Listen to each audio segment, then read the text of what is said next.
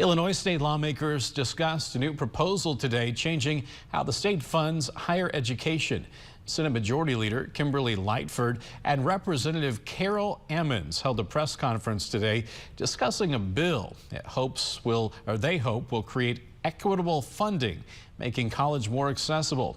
It would address adequacy, drive more funding to universities and students that data shows need more support to create stability for those universities. If we want to invest into the future of Illinois and the future taxpayers, because you're going to have them, or they're going to go to Indiana, or they're going to go to Alabama. We have to answer that question and close that gap, and I believe that this is the start. The bill calls for spending an additional $135 million annually on higher education over the next decade.